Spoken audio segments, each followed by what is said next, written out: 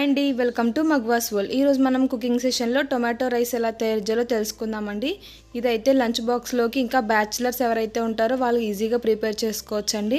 చాలా క్విక్గా అయిపోతుంది కూడా. ఇది మిగిలిపోయిన అన్నంతో కూడా తయారు చేసుకోవచ్చండి. ఒకసారి ఎలా తయారు చేయాలి, ప్రొసీజర్ ఏంటో చూసేద్దాం. ఫస్ట్ మనం ఒక నాన్ స్టిక్ పాన్ పెట్టుకున్నామండి. దాంట్లో ఆయిల్ యాడ్ చేశాను. ఆయిల్ బాగా హీట్ అయ్యాక మనం హోల్ గరం మసాలా యాడ్ చేసుకోవాలండి. గరం మసాలా ఒకసారి ఫ్రై అయిన తర్వాత దీనిలోకి మనం పచ్చిమిరపకాయలు యాడ్ చేసుకుందాం. పచ్చిమిరపకాయలు కూడా ఒక నిమిషం ఫ్రై అయిన తర్వాత మనం దీనిలోకి ఉల్లిపాయలు యాడ్ చేసుకుందామండి. చిన్నగా చాప్ చేసుకున్న ఆనియన్స్ యాడ్ చేశాను. ఇవి కొంచెం ఎక్కువ ఫ్రై అవ్వాలండి. బాగా ఫ్రై అయిన తర్వాత మనం టొమాటోస్ యాడ్ చేద్దాము. టొమాటోస్ ఒక 5 minutes పాటు బాగా మగ్గాలండి. టొమాటోస్లో ఉన్న వాటర్ మొత్తం పోయే వరకు మగ్గబెట్టుకోవాలి.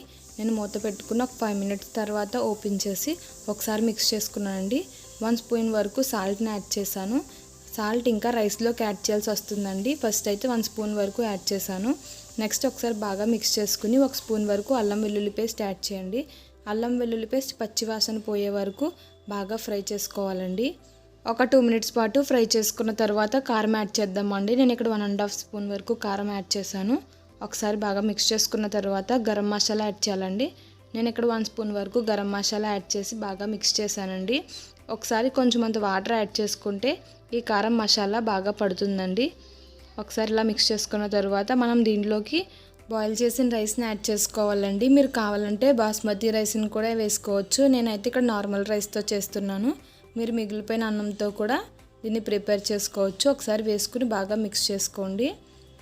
ఇవన్నీ బాగా కలిసేట్టు మిక్స్ అయితే సరిపోతుందండి. టొమాటో రైస్ రెడీ అయిపోతుంది. చాలా ఈజీగా ఫాస్ట్గా అయిపోయింది కదా. ఒకసారి మీరు కూడా తప్పకుండా ట్రై చేయండి. ఫాస్ట్గా అయిపోతుంది.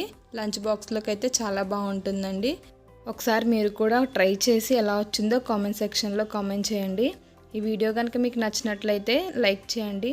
ఛానల్ని ఫస్ట్ టైం చూస్తున్నట్టయితే సబ్స్క్రైబ్ చేసుకోండి. Thanks for watching.